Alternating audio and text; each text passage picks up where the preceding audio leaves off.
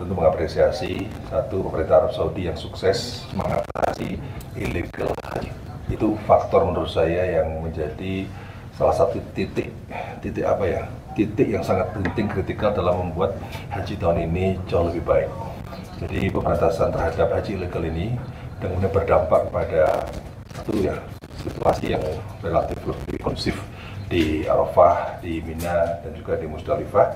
Yang kedua, Kementerian Agama Indonesia yang menurut saya juga sangat responsif terhadap berbagai persoalan. Persoalan itu pasti ya. Jadi saya kira tidak ada yang sempurna. Karena saya dideklar di media muncul sebagai Amirul Hajj, tidak hanya saya, para Amirul Hajj yang lain, sehingga orang komplain kepada Amirul Hajj. Apalagi di jutaan orang yang ada di Tanah Suci ini, tentu tidak bisa kita bersih dari persoalan asosiasi kepada Kementerian Agama dan panitia haji hari ini. Ya, termasuk petugas-petugas haji yang rela kos kakinya dilepas untuk diberikan kepada jamaah yang sandalnya rusak di tengah pemanasan. Jamaah yang bahasa Indonesia aja nggak bisa, dan kemudian harus kehilangan keluarganya, harus kehilangan dari rombongan, termasuk dalamnya adalah tadi sandal hilang, kemudian kos kaki harus dilepas, kemudian habis ngantar sini. Saya tanya kepada para petugas, berapa setiap hari jalan kaki? Nah, nggak terhitung, Pak.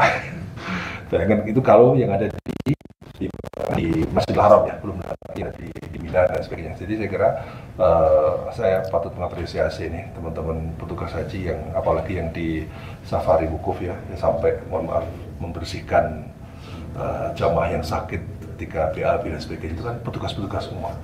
Jadi ini saya kalau ada orang menyalahkan petugas, saya termasuk orang yang marah ya, karena apa? Karena ketulusan dan seriusan kerja, dan bahkan di Arafah tidurnya di luar ya. Kita lihat sendiri pada petugas itu makanya terlambat dan sebagainya, tapi mereka tetap ikhlas untuk memberikan bantuan dan sebagainya. Saya kira ini adalah sebuah kekompakan yang luar biasa dari petugas, dari panitia, yang kemudian menurut saya ini perlu terus ditingkatkan. Nah, tentu apa-apa yang menjadi masalah hari ini kan menjadi pelajaran ya. Tugas Amirul Hajj kan salah satunya adalah satu memantau, kemudian berikan rekomendasi agar tahun depan pelaksanaan haji ini bisa berjalan dengan lebih baik lagi. Kita paham bahwa fluktuasi ya, kontraksi perubahan kebijakan di Arab Saudi kan itu sesuatu yang beyond our control ya, di luar kontrol kita, yang ya bagaimana kita harus menyiasati. Tapi langkah-langkah saya apresiasi Kementerian Agama, negosiasi tentang rumah sakit, negosiasi tentang ambulan, negosiasi tentang safari wukuf,